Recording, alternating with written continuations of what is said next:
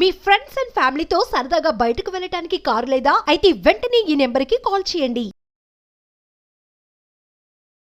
ज्यादा मुझे उम्मीद तो नहीं है, लेकिन अभी भी मैं अपनी वाइफ को बोलूंगा कि उसमें तो कोई वैल्यू नहीं है, मेरी वाइफ में खुद। तो मेरे बच्चे को क्या ही बड़ा करेगी वैल्यू के साथ, मेरे पेरेंट्स को मेरा बच्चा दे रहे हैं, वो उसको बेटर वैल्यू के साथ बड़ा करेंगे।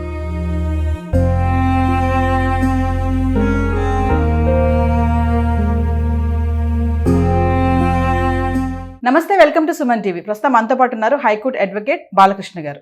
నమస్తే సార్. నమస్తే సార్, బెంగళూరు టెక్కీ సూసైడ్ ఇప్పుడు దేశవ్యాప్తంగా ఒక సంచలనం అయితే తీసుకొచ్చింది కేసు. అది చాలామంది నేను కామెంట్స్ చూస్తున్నాను. 498A ఏదైతే ఉందో ఆ చట్టాన్ని మహిళలు చాలా అంటే వేరే విధంగా వాడుతున్నారు, దాన్ని ఆ చట్టాన్ని తీసేయాలి, 498B సెక్షన్ రావాలి అని చెప్పేసి అడుగుతున్నారు.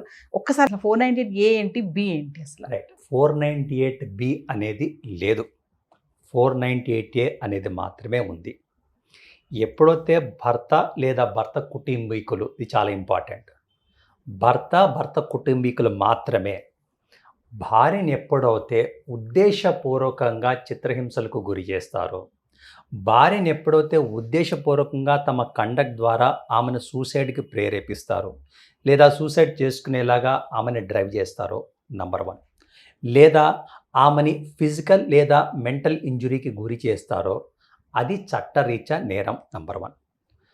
నంబర్ 2, ఎప్పుడైతే భర్త లేదా భర్త కుటుంబీకులు అన్లాఫుల్ డిమాండ్స్ చేసి, అంటే వారు కట్టిన వేధింపులు లాంటివి, ఆమె ప్రాపర్టీ తీసుకోవటం, డౌరీ తీసుకురావటం, ఇది కూడా చట్టరీత్యా నేరం. ఇవి 498Aలోని క్లాజ్ 1, క్లాజ్ 2. ఈ నేరం నిమిత్తం 3 years of imprisonment and fine విధించేటువంటి అవకాశం ఉంది. అయితే 498Aలో క్లియర్గా ఇది కాగ్నిజబుల్ నాన్ కాంపౌండబుల్ అఫెన్స్గా పేర్కొన్నారు. చాలా మంది 498B కూడా రావాలి అంటున్నారు. రావాలి అనేది ప్రజల్లో ఉన్నటువంటి ఒక డిమాండ్, ఒక కోరిక. అసలు మగవాళ్ళకి చట్టాలు లేవండి, మరి అంతే ఆడవాళ్ళకే ఉంటున్నాయి. మరి ఇదే గృహహింస మగవాళ్ళు పడితే వాళ్ళకే వస్తే మరి ఏంటి, మా పరిస్థితి ఏంటని చాలామంది ప్రశ్నిస్తున్నారు. అంటే మగవాళ్ళకి చట్టాలు ఏం లేవా అసలు? రైట్. ఏ చట్టమైనా అండి, చరిత్ర చూసుకుంటే ఏ చట్టమైనా సరే, a law is nothing but a response to a context. అప్పటి సమకాలీన పరిస్థితులకి స్పందనగా వచ్చేటువంటివే చట్టాలు. మీరు డిసెంబర్ 2012లో నిర్భయ గ్యాంగ్ రేప్ ఇన్సిడెంట్ జరిగింది, దేశవ్యాప్తంగా నిరసనలు జరిగినాయి, క్రిమినల్ చట్టాన్ని బలోపేతం చేయాలని. వెంటనే మనకి 2013 జనవరిలో క్రిమినల్ లా అమెండ్మెంట్ యాక్ట్ అని వచ్చింది. అలాగే పిల్లల మీద జరిగేటువంటి లైంగిక వేధింపులు విపరీతంగా పెరగటం, సమాజంలో ఉన్న డిమాండ్ నిమిత్తం 2018లో మనకి పోక్సో యాక్ట్ని అమెండ్ చేశారు. ఉదాహరణకి చెప్పాను. ఏ చట్టమైనా అప్పటి సమకాలీన పరిస్థితులకి స్పందనగా వచ్చినటువంటివే. ఇది ఎందుకు చెప్తున్నాను అంటే 1950sలో మన రాజ్యాంగం వచ్చింది. అప్పటి సమకాలీన పరిస్థితుల ప్రకారం అప్పట్లో మహిళల్ని చిత్రహింసలకు గురి చేసేవాళ్ళు, మహిళలపై అనేక వేధింపులు ఉండేటివి. అందుకే article 15 clause 1, clause 2, clause 3. Article 15 clause 1 ఏం చెప్తుందంటే religion, race, caste, sex, place of birth, అంటే అందులో 4వది సెక్స్, లింగ ప్రాతిపదికన వివక్ష ఉండకూడదు అని చెప్తుంది. అయితే 15 క్లాజ్ 3 దానికి ఒక ఎక్సెప్షన్ తీసుకొచ్చింది. ఏంటి, మహిళల నిమిత్తం, చిన్నపిల్లల నిమిత్తం ప్రత్యేకమైనటువంటి చర్యలు అవ్వచ్చు, పథకాలు అవ్వచ్చు, చట్టాలు అవ్వచ్చు తీసుకురావచ్చు. ఎందుకు, వాళ్ళు ఒక డిసడ్వాంటేజెస్ కాంటెక్స్లో ఉన్నారు కాబట్టి వాళ్ళ ఇంట్రెస్ట్ని ప్రొటెక్ట్ చేసి వాళ్ళని మెయిన్ స్ట్రీమ్ సొసైటీలో సమాన భాగస్వాములు చేయాలనే ఉద్దేశంతో అలాంటి ఒక క్లాజ్ ఉండింది. ఇప్పుడున్నటువంటి so called special provisions in favour of women అన్నీ కూడా మహిళలకు ఉచిత బస్సు అవ్వచ్చు, మహిళలకు ఉండేటువంటి అనేక పథకాలు అవ్వచ్చు, మహిళలకు ఉండే రిజర్వేషన్లు అవ్వచ్చు, ఈ 498A అవ్వచ్చు, ఇవన్నీ కూడా 15 క్లాజ్ 3 యొక్క శాంక్షన్తో వచ్చినటువంటివే. ఈ 498A ఏదైతే ఉందో దాన్ని మహిళ దుర్వినియోగం చేసుకుంటున్నారు అంటే మీరేం చెప్తారు? ఖచ్చితంగా ఇది నా వ్యక్తిగత అభిప్రాయం కాదు, డేటా స్టాటిస్టిక్స్ ఒక్కసారి చూద్దాం. మనకి 498A కేసుల్లో అంటే ఒక 100 కేసులు రిజిస్టర్ అయితే 94 కేసుల్లో ఛార్జ్షీట్ అవుతుంది. ఈ 94 కేసులో ఛార్జ్షీట్ అవుతుంటే కేవలం 10 కేసుల్లో మాత్రమే కన్విక్షన్ జరుగుతుంది. అంటే 100% కేసుల్లో ఎక్విటల్ జరుగుతుంది. ఎక్విటల్ జరిగిన ప్రతిసారి భర్త తప్పు చేయలేదు అని అనటానికి లేదు. కొన్ని సందర్భాల్లో తప్పు చేయకపోవటం వల్ల ఎక్విటల్ జరిగింది, కొన్ని సందర్భాల్లో ప్రాసిక్యూషన్ ఫెయిల్ అవటం వల్ల జరిగింది, కొన్ని సందర్భాల్లో వీళ్ళు కాంప్రమైజ్ అవ్వటం వల్ల జరిగింది, కొన్ని సందర్భాల్లో విట్నెస్ హాస్టైల్ అవటం వల్ల జరిగింది. ఇలా అనేక కారణాల వల్ల ఎక్విటల్ జరుగుతుంది, కన్విక్షన్ అనేవి జరగట్లేదు. అయితే ఖచ్చితంగా ఒకటి చెప్పగలం, ఏదైతే భార్యలకి మహిళలకి రక్షణ కవచంగా ఉద్దేశింపబడిందో 498A అనేది, అది వాళ్ళ చేతుల్లో మారణాయుధంగా మారిపోయింది. 498A అనేది ఒక అస్త్రంగా వాడుకొని భర్తల్ని, భర్త కుటుంబీకుల్ని అందరినీ కూడా వీళ్ళు చిత్రహింసలకి, వేదనలకి గురి చేస్తున్నటువంటి దాఖలా ఉన్నాయి. ఇది కూడా నా వ్యక్తిగత అభిప్రాయం కాదు, ఇది లా కమిషన్ చెప్తుంది, ఇది మలిమత్ కమిటీ ఆఫ్ 2003 చెప్తుంది, ఇది సుప్రీంకోర్టు అనేక మార్లు చెప్పింది. అది ప్రీతి గుప్తా కేసు అవ్వచ్చు, ఈ సంవత్సరం May 2024 Achin Gupta versus Union of India ఆ కేసులో అవ్వచ్చు. ఇన్ఫ్యాక్ట్ పలుమార్లు సుప్రీంకోర్టే కేంద్రానికి సూచనలు కూడా చేసింది. ఇదిగో ఈ పర్టికులర్ ప్రొవిజన్ని సిగ్నిఫికెంట్గా అబ్యూస్ చేస్తున్నారు, దయచేసి దీంట్లో కొన్ని మార్పులు చేర్పులు తీసుకొచ్చేసి మగవాళ్ళు హింసింపబడకుండా, innocent husbands and his family వాళ్ళు విక్టిమైజ్ అవ్వకుండా అడిక్వేట్ సేఫ్టీ మెజర్స్ తీసుకురండి అని కూడా సూచన చేసింది. అయినా సరే ప్రభుత్వం మాత్రం దీని మీద ఏ విధమైనటువంటి చర్య తీసుకోలేదు. అన్ఫార్చునేట్లీ ఏమంటే అండి, we're all culturally conditioned to speak only good about women. మీరు ఎప్పుడైనా ఏ రాజకీయ నాయకులనైనా మహిళలది తప్పు, మహిళ తప్పు చేశారు అనే మాట మాట్లాడు, నిజంగా వాళ్ళకి ఇది ఉన్నా సరే అసలు నేరానికి సెక్స్కి కనెక్షనే లేదు. A crime is a crime irrespective of whether it is done by a male or a female. మనం ఈ రోజున బెంగళూరు టెక్కీ సూసైడ్ జరగటంలో ఇవి మాట్లాడుకుంటాం. నేను వ్యక్తిగతంగా కొన్ని అదర్ సైడ్ కేసెస్ కూడా చూశాను. శ్రీకాకుళం నుంచి ఆ లేడీని కొట్టి ఆమెకు బ్లీడింగ్, ఆమె బోన్ ఫ్రాక్చర్ ఇవన్నీ జరిగినాయి. 498A కింద కన్విక్షన్ జరగాలి, కానీ అన్ఫార్చునేట్లీ ఆమె ఏమీ చేయలేకపోయింది. అంటే జెన్యున్ కేసెస్లో ఎక్కడైతే నిజంగా మహిళలకి వేధింపు జరుగుతుందో అక్కడ వాళ్ళు వాడుకోలేకపోతున్నారు. వేరే కేసులు నిజంగా నేరం జరగకున్నప్పటికీ మహిళలు దీన్ని దుర్వినియోగం చేస్తున్నారు. Unfortunately this is how the law is being abused. ఇప్పుడు ఈ బెంగళూరు టెక్కి ఎవరైతే ఉన్నారో అండి, చనిపోయారో సూసైడ్ చేసుకొని, తను 24 పేజెస్ సూసైడ్ నోట్ కూడా రాశారు కదా, దాంట్లో చాలాసార్లు నేను కోర్టుకి వెళ్ళడం జరిగింది, వెళ్ళినప్పుడల్లా వాయిదా వేయడము, కొట్టివేయడం ఇట్లాంటివి జరిగాయి అన్నారు. ఇంకా బెయిల్ రాకుండా కూడా నా పైన కేసెస్ పెట్టారన్నారు. అంటే బెయిల్ రాకుండా పెట్టే కేసెస్ ఏముంటాయండి అసలు? ఎట్లుండిందంటే అండి, మనం చేసిన కేసులు అనేక విధాలుగా ఈ దేశంలో process itself is a punishment. Conviction అవ్వక్కర్లా, ఎక్విటబుల్ అవ్వక్కర్లా, ఈ ప్రాసెస్ ఏదైతే ఉండిద్దో 4-5 ఏళ్ల పాటు, ఒక్కోసారి ఒక దశాబ్ద కాలం పాటు భర్త కుటుంబీకులు అందరూ కూడా కోర్టు చుట్టూ తిరగటం. కోర్టులో ఎంత దారుణంగా ఉండిద్దంటే బీసీలు, అక్కడ ఉండేటువంటి బంట్రోతులు ఎలా పడితే అలా మాట్లాడటం, వీళ్ళు రోజంతా కోర్టులో నుంచోవటం, ఇదంతా ఒక హ్యూమిలియేషన్ లాగా ఉంటూ ఉంటుంది. ఇన్ఫ్యాక్ట్ మీకు ఇంకొక విషయం చెప్తాను, మనం చేసింది భార్య first 498A 323 34 of DP act పెట్టింది. ప్రొటెస్ట్ పిటిషన్ వేసి, అంటే మా ఫస్ట్ నైట్ రోజు అన్యాచురల్ సెక్స్ చేశారు, 377 ఇక్కడ ఇన్వోక్ చేయాలి అని. అసలు భార్యాభర్తల మధ్య ఒక రూమ్లో జరిగేటువంటి సెక్షువల్ యాక్టివిటీకి ఏం సాక్ష్యం ఉండిద్దని? అంటే ఏదో విధంగా భర్తని విక్టిమైజ్ చేయాలి, పెద్ద సెక్షన్ యాడ్ చేయించాలి, సో దట్ అతన్ని జైల్లో పెట్టించాలి. ఇక ఇదే ఎజెండాగా ఉన్నది. ఎందుకు ఒక్కసారి కేసు అయిందనుకోండి, బై ఎనీ ఛాన్స్ కన్విక్షన్ అయితే ప్రభుత్వ ఉద్యోగం అంటే ప్రభుత్వ ఉద్యోగం పోతుంది. మధ్య బాంబేలో ఒక కేసు చేశాను నేను. అదేమంటే భర్త ఇన్కమ్ ట్యాక్స్ ఆఫీసర్, ఇక్కడ 498A DVC MC అన్ని ప్రొసీడింగ్స్ నడిపిస్తూ ఉన్నారు. ఇది కాకుండా ఎంప్లాయర్ కంప్లైంట్ ఇచ్చేసి ఎంప్లాయర్ దగ్గర డిసిప్లినరీ ప్రొసీడింగ్స్ కూడా నడిపిస్తూ ఉన్నారు.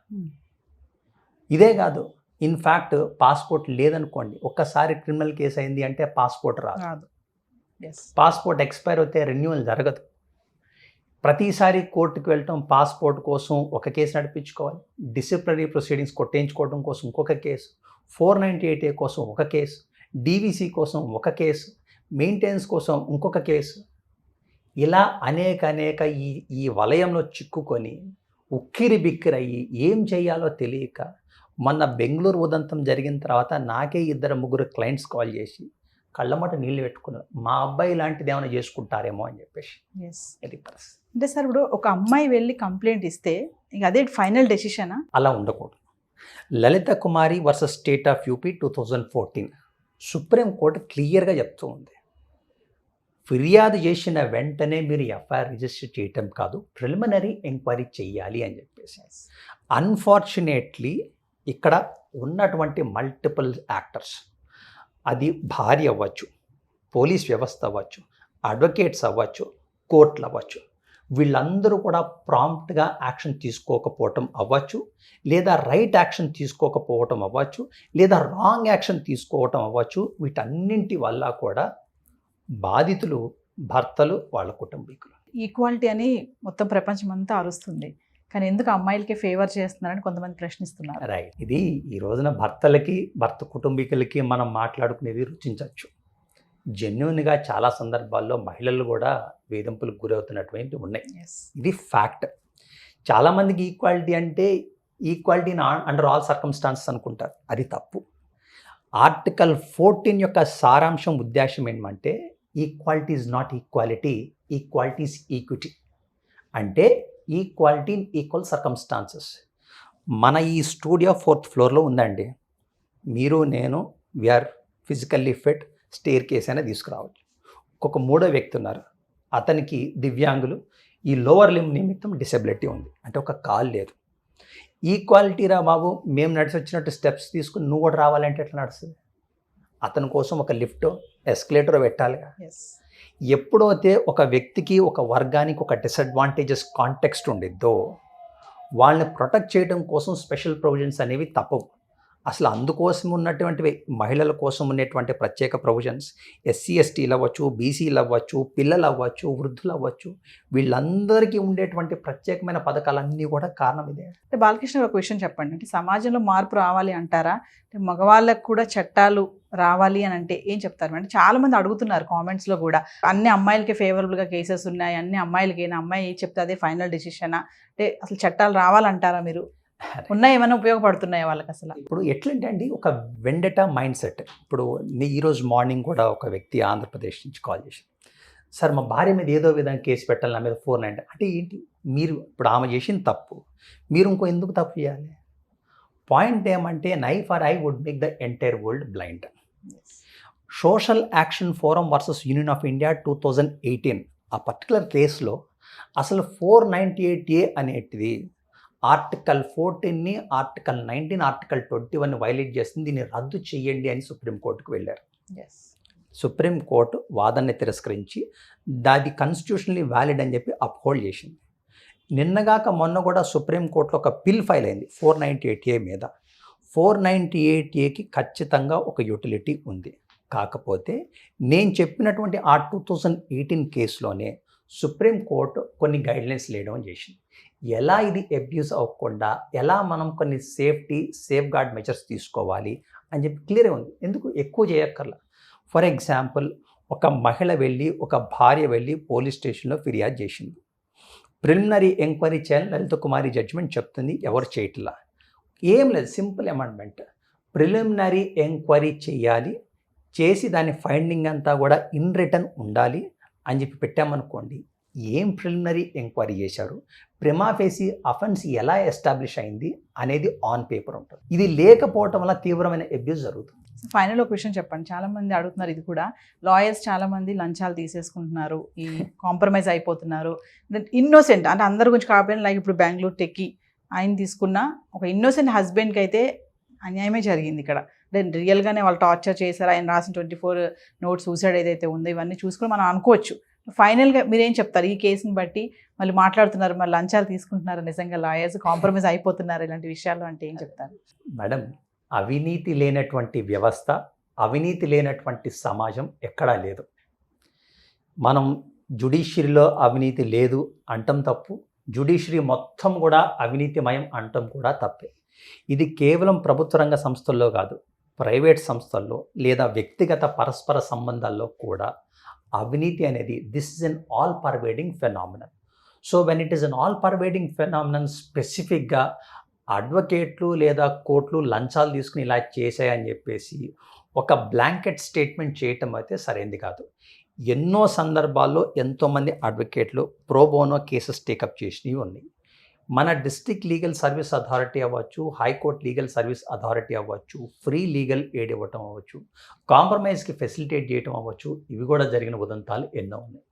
ఈ రోజున ఈ ఇష్యూ జరగటం వల్ల ఉన్న పబ్లిక్ అవుట్రేజ్ వల్ల ఇలాంటి కైండ్ ఆఫ్ రూమర్స్ అవ్వచ్చు, ఇలాంటి కైండ్ ఆఫ్ క్రిటిసిజం అవ్వచ్చు ఉండింది. To an extent it is justified, not without substance.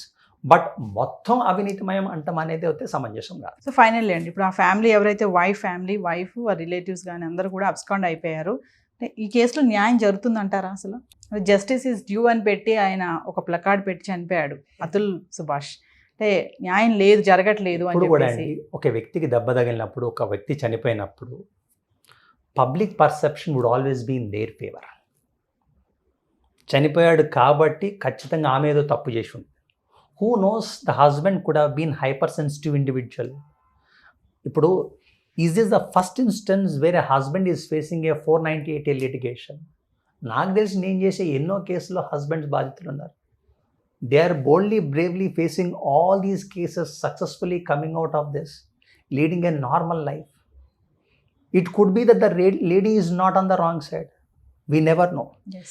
ఏం జరిగింది అనే నిజ నిర్ధారణ మనకి సోషల్ మీడియా ద్వారానో మన యూట్యూబ్ ఛానల్ ద్వారానో జరగదు. ఇది కోర్టులో ఎవ్రీ ఆస్పెక్ట్ ఆఫ్ ఎంటైర్ కేస్ని నిశ్చితంగా పరిశీలించి కోర్టు నిర్ధారించాలి. ఇట్ కుడ్ ఆల్వేస్ బి, అంటే 1% Yes. పాసిబిలిటీ అయితే ఉంది. ఇతనే తప్పు చేసి, ఇతనే భార్యని చిత్రహింసలకు గురి చేసి, ఆమె కేసులు పెట్టడం వల్ల హైపర్ సెన్సిటివ్ ఇండివిజువల్ అయి తట్టుకోలేక ఒక లెటర్ రాసినంత మాత్రాన ఆ లెటర్ 100% కరెక్ట్ అని కూడా మనం చెప్పలేం. అది నిజం అవటానికి ఎంత అవకాశం ఉందో, అది అబద్ధం అవటానికి కూడా అంతే అవకాశం. Thank you.